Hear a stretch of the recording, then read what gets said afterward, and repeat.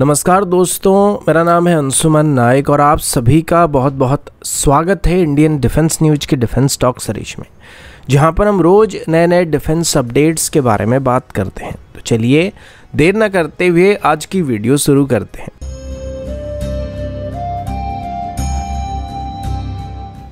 आज की पहली अपडेट तेजस की एक्सपोर्ट को लेके है। रिसेंटली फिलीपींस की तरफ से लगभग 40 मल्टी रोल एयरक्राफ्ट को एक्वायर करने के लिए एक प्रपोजल को इशू किया गया है, जिसमें वो एक मैरीटाइम स्ट्राइक एयरक्राफ्ट को एक्वायर करने की प्लानिंग कर रहे हैं। अब इस टेंडर में एचएएल की तरफ से अभी फिलीपींस को अपनी तेजस MK1 को ऑफर किया जा रहा है और अभी फिलीपींस एरोस्पेस डेवलपमेंट कॉर्पोरेशन और एचएएल के बीच फिलीपींस की एयरफोर्स की मैरीटाइम कैपेबिलिटीज को बेहतर करने के लिए बातचीत वगैरह किया जा रहा है, जिसमें एचएएल की तरफ से अभी तेजस MK1 की एक स्पेसिफिक मैरीटाइम स्ट्राइक वेरिएंट को फिलीपींस को ऑफर करने की बात की गई है। अब तेजस एक मल्टी रोल एयरक्राफ्ट है, जिस वजह से इसे लगभग हर तरीके के मिशन के लिए बहुत ही आसानी से तैयार किया जा सकता है। अब फिलीपींस का जो मेन प्रायोरिटी है वो नेवल एंटीशिप ऑपरेशन है, जिस वजह से अभी एचएएल की तरफ से फिलीपींस को तेजस MK1 के कस्टमाइज्ड नेवल स्ट्राइक वेरिएंट को ऑफर किया जाने वाला है, जिसमें एचएएल की तरफ से अभी NASM-MR एंटीशिप मिसाइल को स्टैंडर्ड वेपन पैकेज के तौर पर ऑफर किया जाएगा,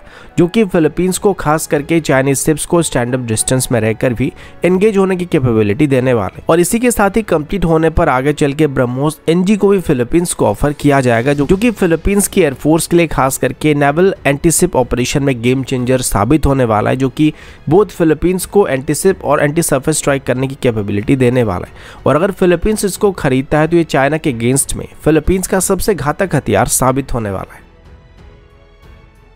अगला अपडेट FRCV यानी कि future ready combat vehicle project को लेके। इसको लेके हमने रिसेंटली पिछले हफ्ते ही बात किया था कि अगर अभी वक्त पर हम इस टेंडर को फाइनल नहीं कर पाते तो आगे चल के 2030 के आसपास हमारी आर्म्ड कोर में लगभग 1000 से ज़्यादा टैंक्स की शॉर्टेज का सामना करना पड़ सकता है। और अभी किए गए प्लान के मुताबिक हमारे एग्जिस्टिंग T-72 टैंक्स को रिप्लेस करने के लिए आर्मी की तरफ से अभी future ready combat vehicle tender को फ्लोट किया गया, जिसमें 1750 के आसपास मॉडर्न मेन बैटल टैंक को खरीदा जाने वाला है। अब इस टेंडर में कई फॉरेन कंप्यूटर और DRDO पार्टिसिपेट कर रहे हैं, लेकिन अभी इसमें कल्याणी ग्रुप की तरफ से भी पार्टिसिपेट करने का इंटरेस्ट दिखाया जा रहा है। कल्याणी ग्रुप की तरफ से रिसेंटली हुई महाराष्ट्र डिफेंस एग्जीबिशन के दौरान ये बात बताया गया था कि उनके पास अभी टैंक्स को मैन्युफैक्चर करने के लिए कुछ स्पेसिफिक और क्रूशियल सब सिस्टम मौजूद है और वो अभी ऐसे कई सब सिस्टम को डेवलप और मैन्युफैक्चर कर सकते हैं जो कि मॉडर्न मेन बैटल टैंक में इस्तेमाल किया जाता है। अभी भी कल्याणी ग्रुप की तरफ से इंडियन आर्मी की एग्जिस्टिंग T-90 और T-72 टैंक्स के लिए मेन गन को मैन्युफैक्चर करके सप्लाई किया जा रहा है और इनकी क्वालिटी चेक में गन्स की quality original Russian origin gun के मुकाबले बेहतर पाया गया है। इसके अलावा कल्याणी ग्रुप की तरफ से अभी रोड व्हील्स, ट्रैक, क्रैंकसेप्ट और टर्बो चार्जर्स को भी इंडिजिनसली डेवलप और मैन्युफैक्चर किया जा रहा है। तो उनके मुताबिक अगर वो भी इंडियन आर्मी की future ready combat vehicle project में शामिल होते हैं तो वो यकीनन एक नए टैंक को डेवलप कर सकते हैं, या फिर किसी ओरिजिनल इक्विपमेंट मैन्युफैक्चर के साथ मिलकर भी अगर वो कोई टैंक को आर्मी को ऑफर करते हैं तो उसमें आसानी से मेड इन इंडिया सिस्टम को इंटीग्रेट कर सकते हैं और उसकी सब सिस्टम को TOD के साथ बहुत ही आसानी से भारत में बनाना स्टार्ट कर सकते हैं। अगला अपडेट टाटा एडवांस सिस्टम की तरफ से है। अब डिफेंस सेक्टर में टाटा एडवांस सिस्टम एक बहुत ही जानी मानी प्लेयर है और अभी रिसेंटली टाटा एडवांस सिस्टम की तरफ से इंडियन आर्मी और हमारी पैरामिलिट्री फोर्सेस के लिए 2 अलग अलग तरह की नए लाइट आर्मर्ड व्हीकल को डेवलप करने की बात सामने आई है। बायो एरोस्पेस की तरफ से शेयर किए गए कुछ इमेजेस से पता चला है कि टाटा एडवांस सिस्टम की तरफ से अभी मेनली 2 तरीके की व्हीकल को डेवलप किया जा रहा है, जिसमें से एक का नाम LAMB यानी कि लाइट आर्मर्ड मल्टीपर्पज व्हीकल होने वाला और दूसरे का नाम PMB यानी कि प्रोटेक्टेड मोबिलिटी व्हीकल होने वाला है। इनमें से LAMB की बात करें तो इसमें 2+2 सेटिंग अरेंजमेंट के साथ साथ स्टैनक लेवल 2 स्टैंडर्ड की प्रोटेक्शन को प्रोवाइड किया था, जो कि बहुत बैलिस्टिक और लैंडमाइन प्रोटेक्शन को प्रोवाइड करने वाला है। इसमें central tyre inflation system, 360 degree situational awareness system, multiple camera, GPS navigation system और बैटलफील्ड मैनेजमेंट सिस्टम भी मौजूद है। ये मल्टीपर्पज व्हीकल होने वाला यानी कि इसको हम अलग अलग तरह के मिशन में इस्तेमाल कर सकते हैं और हर एक मिशन के हिसाब से इसकी कई वेरिएंट को भी ऑफर किया जा रहा है। इसमें स्मोक लॉन्चर्स, IED जैमर जैसे सिस्टम भी मौजूद है जो कि बैटलफील्ड में इन व्हीकल की सर्वाइवलिटी रेट को काफ़ी इंक्रीज करने वाला है और खास करके एंटी टेररिस्ट ऑपरेशन में से व्हीकल की ज़रूरत पड़ने वाला है। इसके बाद अगर PMV यानी कि प्रोटेक्टेड मोबिलिटी व्हीकल की बात करें तो इसमें भी लगभग सेम STANAG लेवल 2 स्टैंडर्ड की बैलिस्टिक और लैंडमाइन प्रोटेक्शन को दिया जाने वाला है, लेकिन ये व्हीकल साइज में थोड़ा बड़ा होने वाला है और इसमें एक ही बार में लगभग 12 सोल्जर सफ़र कर सकते हैं, जिसमें ड्राइवर भी शामिल है। इसमें भी पहले बताया गया सभी सिस्टम डिफेंसिव और काउंटर मेजर सिस्टम मौजूद है, लेकिन उसके साथ इन व्हीकल में ऑटोमेटिक फायर सप्रेशन सिस्टम भी मौजूद है, जिसमें इसके ऊपर जो वेपन स्टेशन दिया जाएगा ये ऑटोमेटिक वे में दुश्मन के साथ एंगेज हो सकता है और आर्मर प्रोटेक्शन के अंदर रहकर भी हमारे ऑपरेटर इसको ऑपरेट कर सकते हैं। इन दोनों व्हीकल की अलग अलग मॉडल भी बनाए जाने वाले, जिनको डिमांड के हिसाब से security, right control, special task operations, command vehicle और ज़रूरत पड़ने पर एम्बुलेंस की तरह भी मॉडिफाई किया जा सकेगा।